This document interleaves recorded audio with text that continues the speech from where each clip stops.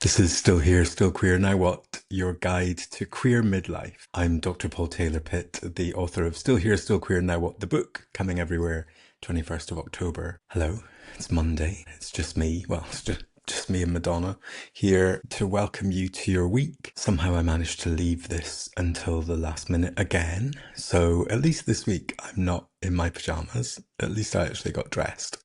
Although I mean, I don't have to admit this to you, but I will admit this. I am like Donald ducking it right now. So we have t-shirt, but I won't be standing up. So anyway, hello. I hope your week is off to a good start. I've got loads on the list today, and I'm going to grab my coffee because there's a lot to talk about. Firstly, thank you for the lovely comments about the interview with Saba. I mean, wasn't that just brilliant? Saba is just a force of nature.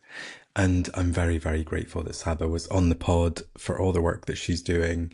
If you haven't had the chance to listen to the interview, go back and listen or watch or however you consume your podcasts. But Saba was fantastic. And just another example of the people that I feel very lucky to know, some of whom I don't know, who agreed to come on the podcast and share their stories. Like, it's fantastic.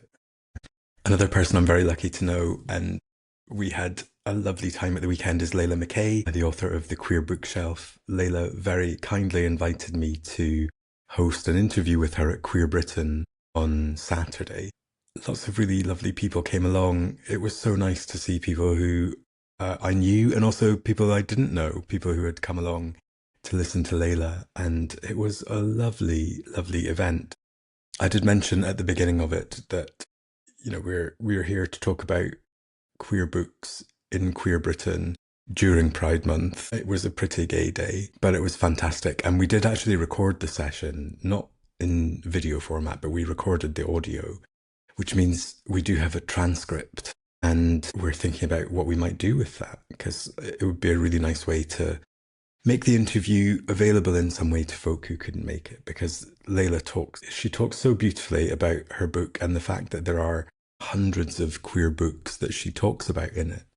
So yeah, we're going to try and think about how we can get that out, get that done. What else have I been up to this week? I went to a fantastic exhibition last Monday. I went to the private view of this exhibition.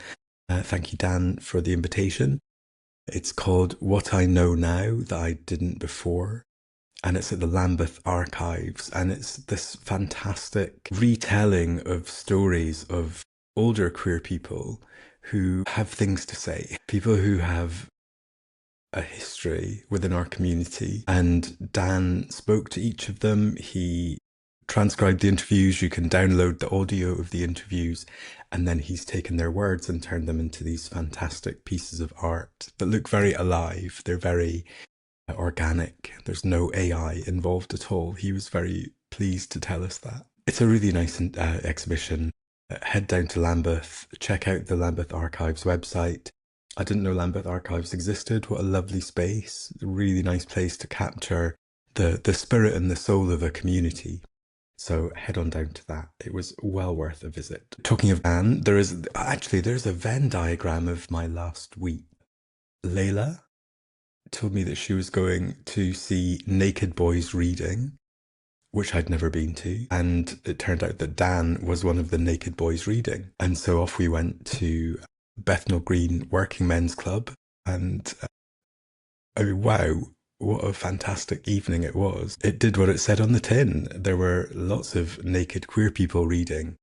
And they were reading from books that had been confiscated, books that had been stolen by HM Customs and Excise in a raid on Gaze the Word bookshop in 1984. They basically, the Customs and Excise basically came in and took 800 books from Gaze the Word because they were deemed to be obscene.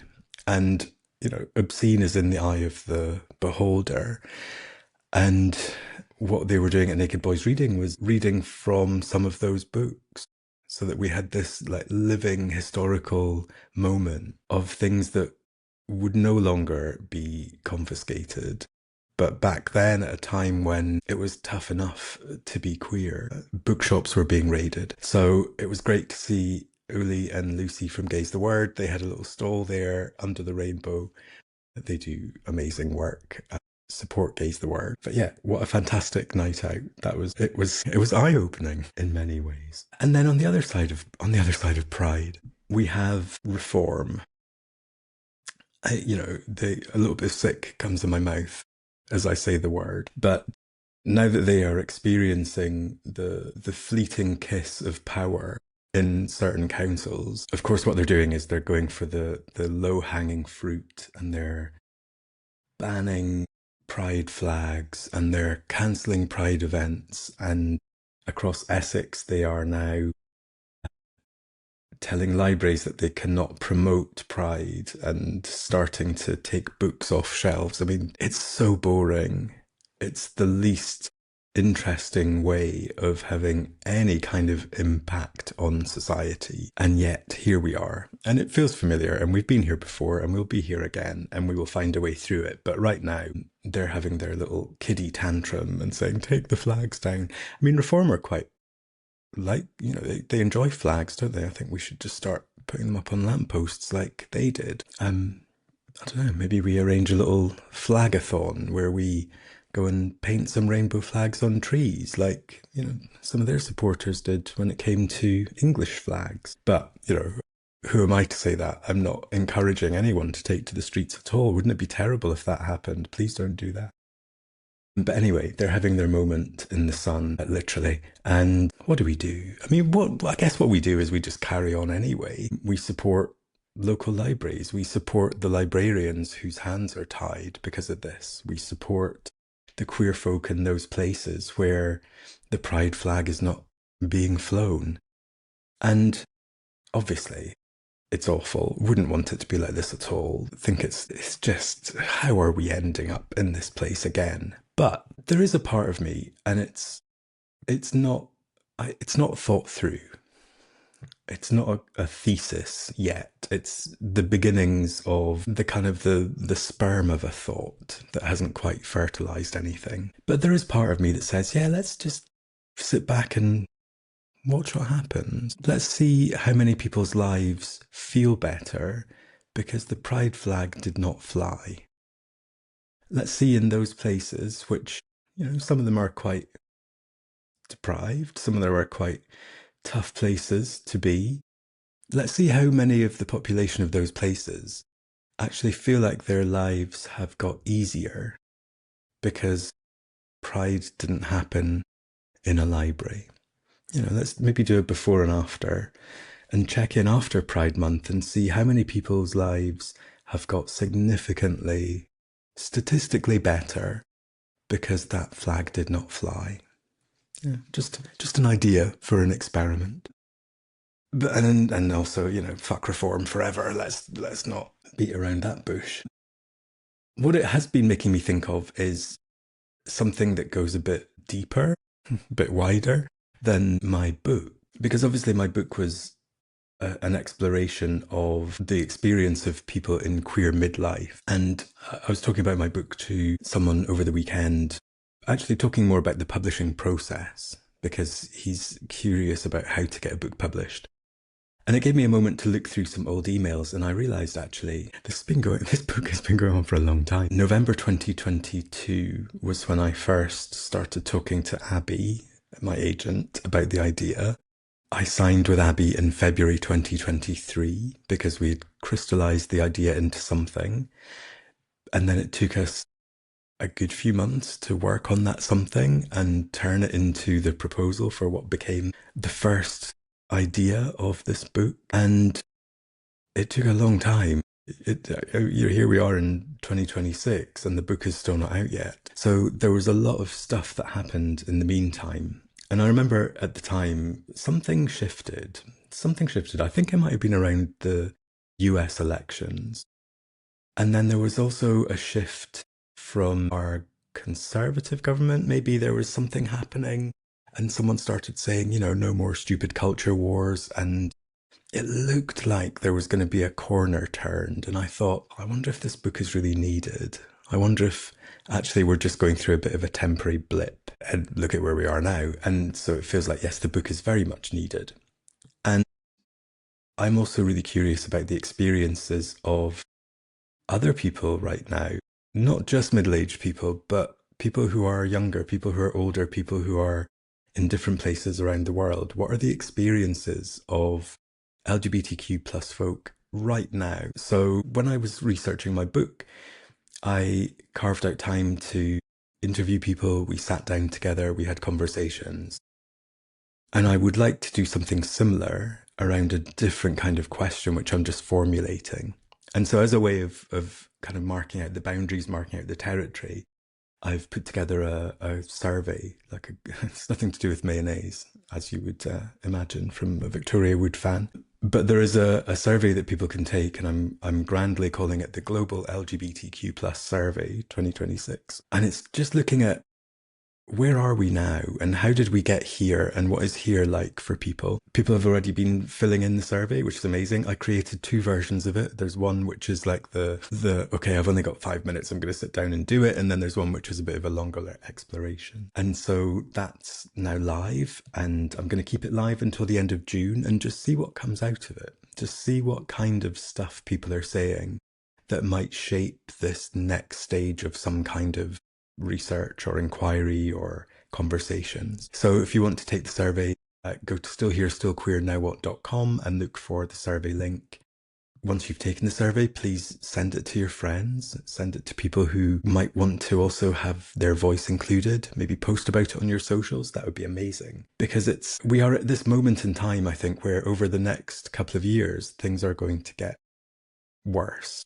Let's face it, we're going to be coming up to an election in the UK, an election in the US.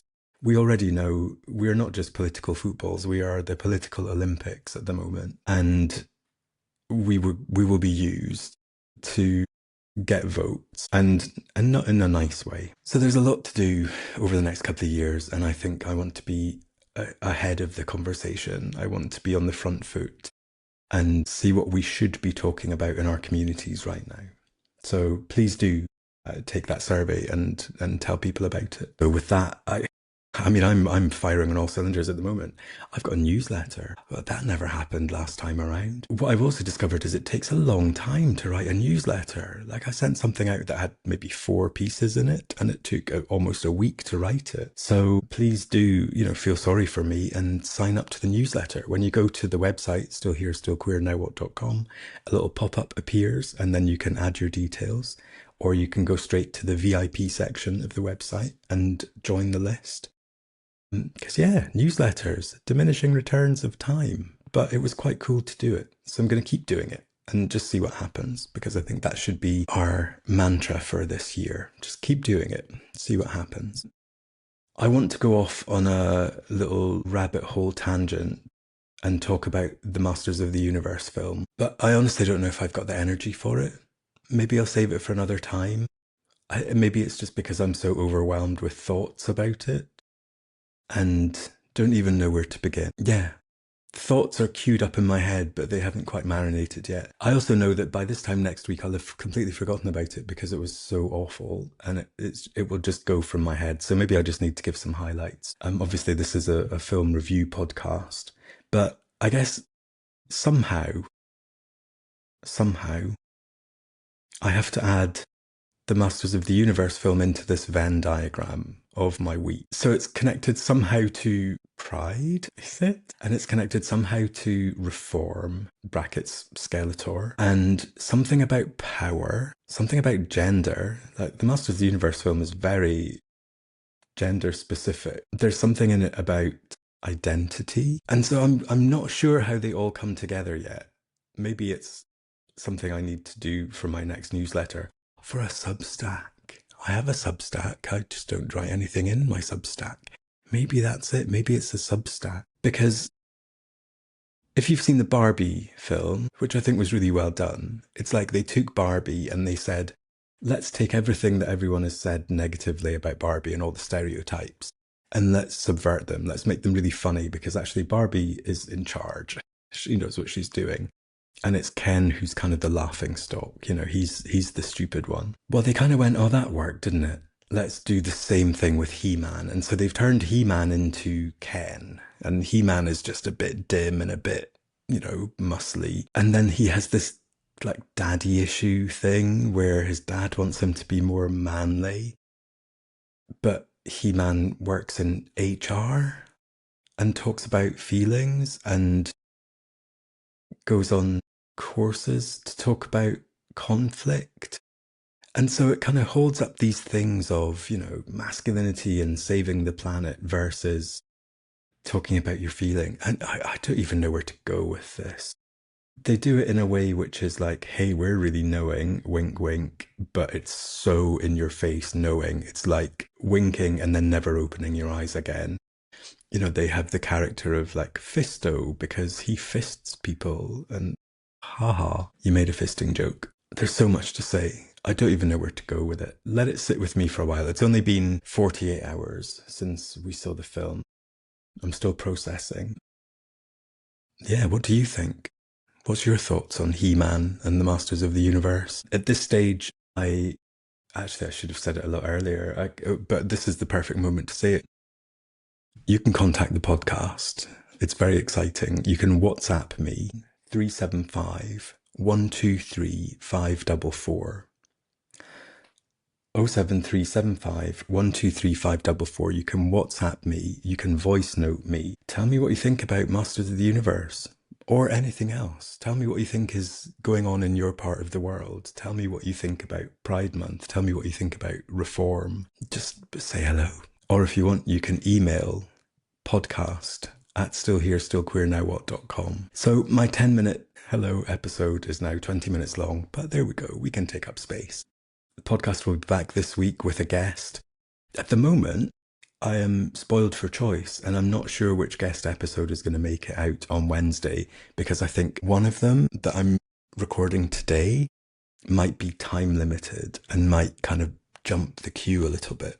But who knows? So I'm just going to leave you on a bit of a cliffhanger, a bit of a, we will return, which is probably not the case for the Masters of the Universe film. And let's just both be surprised on Wednesday when the episode comes out and you get to meet the guest. Whichever guest it is, they're good. They're all good. So you can look forward to that. Thank you for listening. Thank you for watching. Tell your friends, tell your foes, and I'll see you next week.